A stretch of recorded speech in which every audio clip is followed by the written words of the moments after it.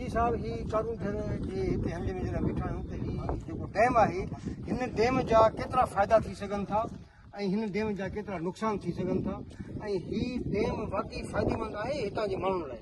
जी हाणे ही जेको डैम ही आहे भटियाणी नदी। भटियाणी नदी, हा, ही भटियाणी नदी ते डैम ॿधल आहे ऐं हिन डैम खां हेठि ही शहर आहे।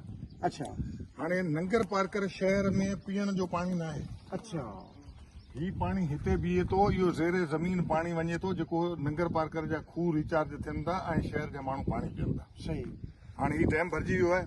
हाणे तव्हां सम्झो त 12 महीना तव्हांखे नंगर शहर जे माण्हू जी कंहिं बि क़िस्म जी दाह न ईंदी त असां वटि पीअण जे लाइ पाणी कोन्हे। जॾहिं कहत साली ईंदी आहे असां ॾुकार पइजी वेंदो आहे, डैमनि में पाणी न ईंदो आहे त नंगर जा माण्हू पाणी जे लाइ वरी अज़ाब में अची वेंदा। हा, ही केतिरो पाणी हेठि आहे?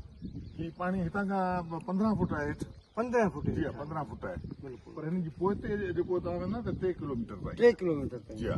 हिन मां फ़ाइदो इहो थिए थो त ॾुखे वक़्त में जॾहिं ॾुखे वक़्त में हिन डैम ॿिया डैम जेके आहिनि उहे असांजे एग्रीकल्चर खे फ़ाइदो ॾियनि था। उहो रिचार्ज उन्हनि जा वरी खूह हर कंहिं माण्हू जा पंहिंजी बनी में खूह आहिनि।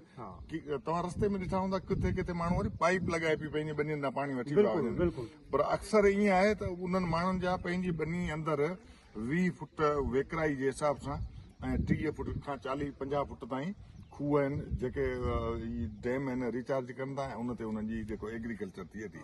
इहो इमाम साहब जी जेका ॻाल्हि कई आहे त हितां जे लोकल माण्हुनि खे ख़ासि करे ॾुकार जे ॾींहंनि में ही पाणी तमामु घणो कमु ईंदो, छाकाणि पाणी ज़िंदगी आहे ऐं ज़िंदगी में जेकॾहिं हिन क़िस्म जो डैमेज जेकॾहिं हितां थर में अञा वधीक हुजनि, अञा केतिरियूं ॿियूं बि हुजनि त मां सम्झां थो अञा थरनि जे लाइ अञा वधीक बहितर थींदो।